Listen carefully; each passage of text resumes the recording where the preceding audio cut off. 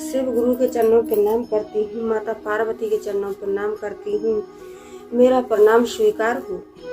साहेब भैया के चरणों पर प्रणाम करती हूँ, नीलम दीदी के चरणों पर प्रणाम करती हूँ, मेरा प्रणाम स्वीकार हो। सभी देवी देवताओं के चरणों पर प्रणाम करती हूँ, सभी गुरु बहन गुरु भाइयों को प्रणाम करती हूँ, मेरा प्रणाम स्वीकार हो। साहेब भैया नीलम दीदी के माध्यम से 3 सूत्र मिला है। पहले में चर्चा करना है, दूसरे में दया मांगना है, तीसरे में 160 बार से प्रणाम करना है।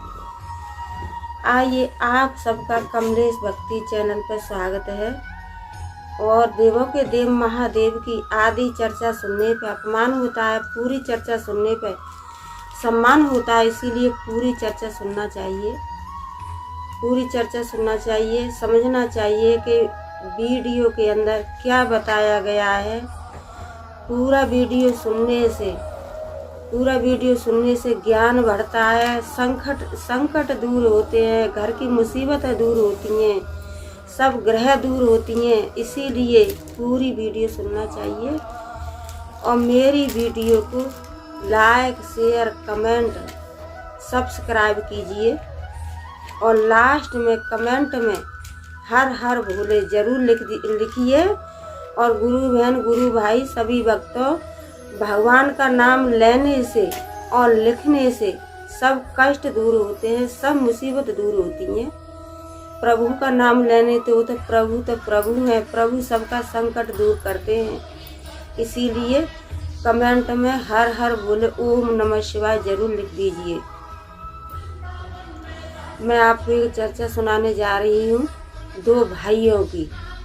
देखो, दोनों भाइयों में भगवान की प्रीत एक के अंदर कितना भाव था और एक के अंदर नहीं था। वही 2 भाइयों की मैं आपको कथा सुनाने जा रही हूँ। एक छोटा सा गांव था, तो उस गांव में और 2 भाई रहते थे। 2 भाई थे, तो एक भाई था, तो एक भाई शंकर भगवान का प्रिय भक्त था। और जो छोटा वाला भाई था वो भगवान से नफरत करता था। उसे किस चीज़ से? सिर्फ और सिर्फ उसे पैसा चाहिए था। वो हर दम सुबह शाम उसको पैसा की ज़रूरत रहती थी। उसे पैसा से बहुत लालच था, उसे बस पैसा ही चाहिए, उसे भगवान से मतलब नहीं था। और जो बड़ा भाई था उसे भगवान के प्रभु की प्रति इतना उसको प्यार था, बड़े वाले भाई को, कि वो भगवान का भोलेनाथ का प्रिय भक्त था।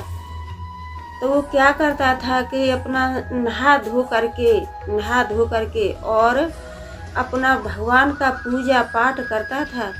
और दिन में चाहे एक भिखारी आए या 2 आए, तो दोनों भिखारियों को दान देना। और दिन में 2 आए या 4 आए, कहने का मतलब भिखारियों को भिक्षा देना और भूखे को खाना खिलाना और प्यासे को पानी पिलाना।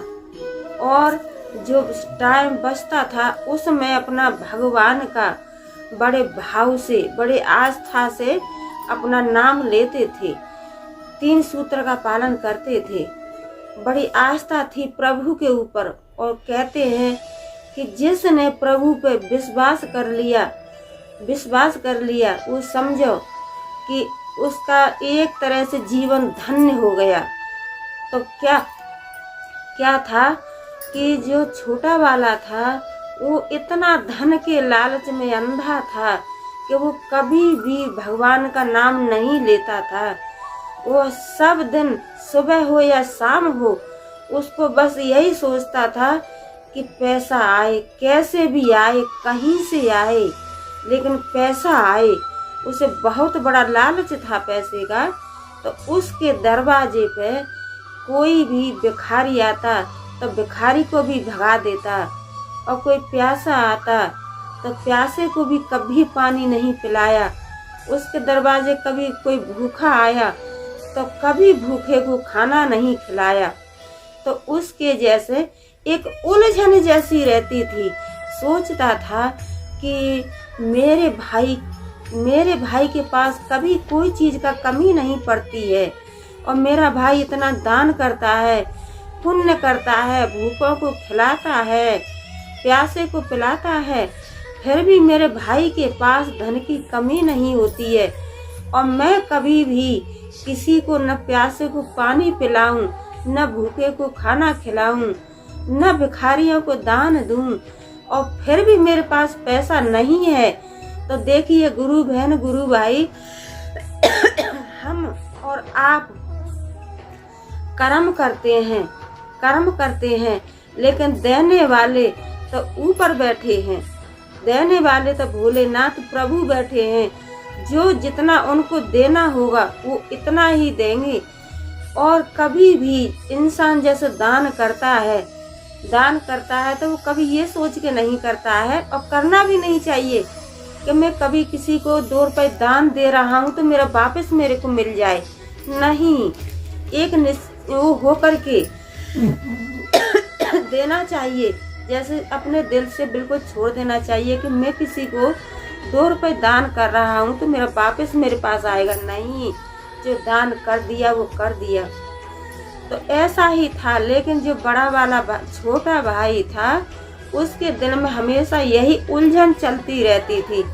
तो कभी जैसे बेटे से लड़ाई, कभी बहू से लड़ाई, कभी पत्नी से लड़ाई। उसके जैसे जीवन में सुख शांति नहीं थी। घर में सुख शांति न अपने दिल के लिए थी और न परिवार के दिल के लिए थी। वो किसी के लिए शांति नहीं थी। वो तो उसे सिर्फ और सिर्फ एक ही रहता था, पैसा आए, कहीं से पैसा आए। पैसा का बड़ा लालची था।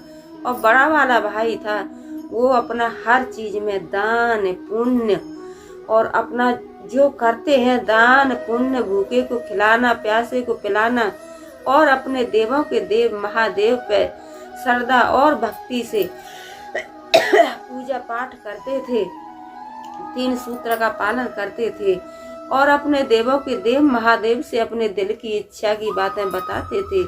तो उनके पास कोई चीज का कमी नहीं था। बड़े वालों के पास सब कुछ दिया था, प्रभु का दिया हुआ सब कुछ था। कहते हैं ना कि हम और आप तो कर्म करते हैं, देने वाले तो मेरे प्रभु भोलेनाथ हैं। जो मेरे प्रभु भोलेनाथ चाहेंगे वही होगा। लेकिन कभी भी धन के लालच में प्रभु को ना भूलना चाहिए। प्रभु को धन हो या ना हो, अच्छी भी समय पे मेरे भोलेनाथ को याद रखो, और गलत भी समय पे हमें अपने भोलेनाथ को, अपने गुरुजी को हमेशा उनकी चरणों में हमको अपना सिर झुकाना ही है। भोलेनाथ कभी भी किसी को निराश नहीं करते हैं। तो जो छोटा वाला भाई था, उसके तो बस यही रहता था लालच, सुबह हो या शाम हो, पैसा आए। तो एक दिन शंकर भगवान मेरे प्रभु एक दिन परीक्षा लेने के लिए आए, छोटे वाले के घर आए। एक साधु का रूप धारण किया और आए और कहने लगे, माँ कुछ भिक्षा मिलेगी क्या, माँ भिक्षा मिलेगी क्या। तो उनकी जो छोटे वाले की पत्नी थी, वो कहने लगी कि साधु जी, हम आपको भिक्षा कहाँ से दें, हमारे तो घर में रोज टेंशन कलेश रहती है। हम तो कलेश से हमको न रात में नींद आए और न दिन में हम खाना खाएं। क्यों कि हमें तो सब सुबह हो या शाम हो, हरदम हमारे सिर पर इतना कलेश टेंशन रहती है। क्यों कि हम कभी भी न भगवान का नाम ले सकते हैं, न भूखे को खाना खिला सकते हैं, न प्यासे को पानी पिला सकते हैं। क्यों कि हमारे पति तो हमेशा घर में एक उलझन ही डाले रहते हैं, किसी न किसी बात पर उलझन ही डाले रहते हैं। उन्हें पैसा चाहिए। तो जो शंकर भगवान थे, वो तो शंकर भगवान थे, भोलेनाथ थे, वो पहचान नहीं पाई।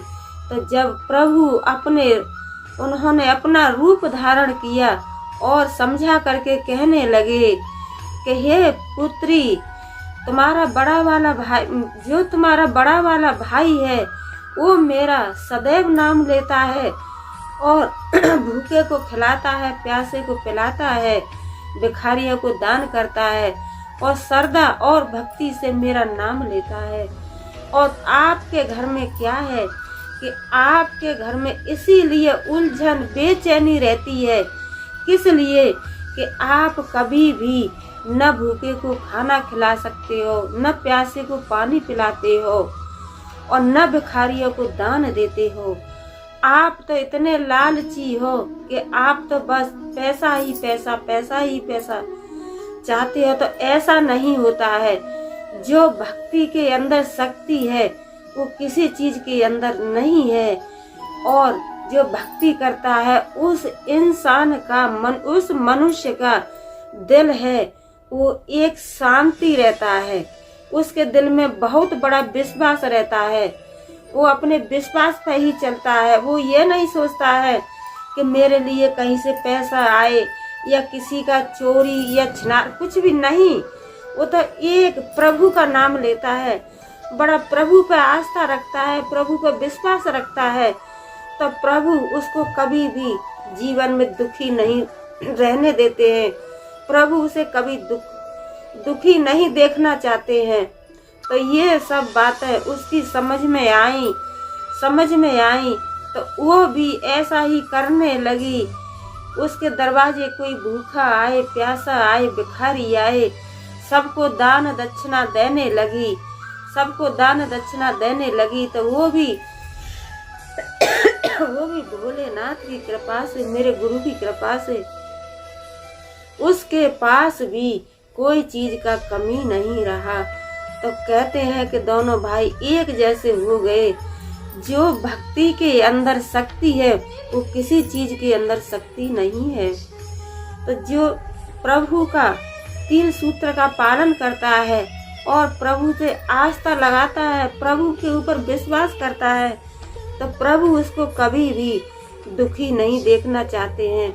और उसके ऊपर कोई भी कष्ट आए तो प्रभु कष्ट भी काट देते हैं। कहते तो हैं कि दुख और सुख बराबर होता है, पर ऐसा होता है गुरु बहन, गुरु भाई, कि इंसान जब अच्छा कर्म करता है ना तो कोई बुरा भी समय आता है, कोई बुरी समय आता है, कोई संकट आता है, तो ऐसा नहीं है कि प्रभु उसको काट देते हैं, उसका निवारण जरूर करते हैं। बस उनका नाम श्रद्धा भक्ति से लीजिए और प्रभु का नाम श्रद्धा भक्ति से लीजिए। और मेरी वीडियो को आप नए हैं तो जो है मेरे चैनल को सब्सक्राइब कीजिए और लास्ट में कमेंट में हर हर भोले ओम नमः शिवाय जरूर लिख दीजिए। बोलो मैया पार्वती की जय, बोलो शंकर भगवान की जय। हर हर